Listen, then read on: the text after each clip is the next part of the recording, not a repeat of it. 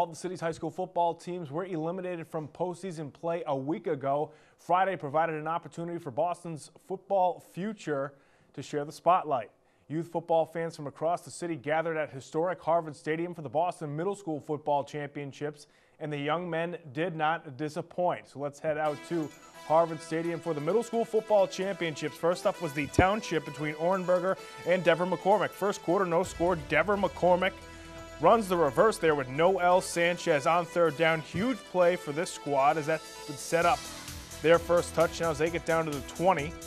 Then from the 1, Israel Yara with the touchdown plunge. He puts Dever McCormick up 8-0 early on. Second quarter now, Dever McCormick at the 15. Kevin Brown off tackle. Huge hole for him. Dever McCormick goes up 16-0 there in the second quarter. Orenberger next possession. Kalanji Hill on the scissor play. 63-yard touchdown run for Hill as he brings his team within 10 there in the first half. But Dever McCormick would answer. Isaac Sierre with the carry straight up the gut. 41 yards for the touchdown score. Dever McCormick up 24-6 at the half.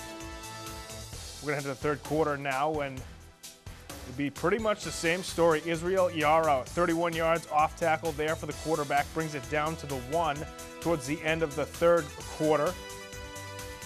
We're going to head to the start of the fourth quarter as Isaac Sierre would again get the carry. He finds pay dirt for the second time on the evening. Dever McCormick goes on to win 36-14, and they win the 2013 Township Championship over Orenberger.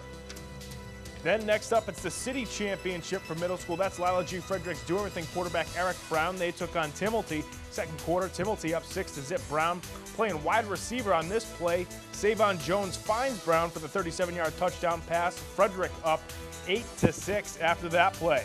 Then head to later on in the second. Timilty back up near their 5-yard line. Quarterback Khalil Blair, 95-yard. That's right, 95-yard touchdown run for Blair as Timilty gets back on top 12-8 after that quarterback TD run.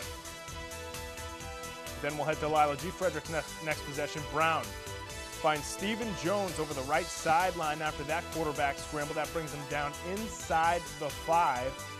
It would set up first and goal for Lila G. Frederick. And then from the 1-yard line, it's Brown. Off the direct snap, he helicopters in there for the score.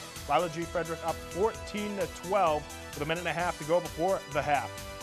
But everything comes crashing down for Lila G. Frederick. Brown gets tackled out of bounds right there, comes up limping, hurts either his ankle or his right, or rather left leg. He would not return. It's third quarter now, same score. Blair right there gets it down to the 10-yard line as he tiptoes out of bounds. We're going to fast forward now with Timilty at the 3. Blair sneaks in for the score. Timilty gets back up on top 18-14.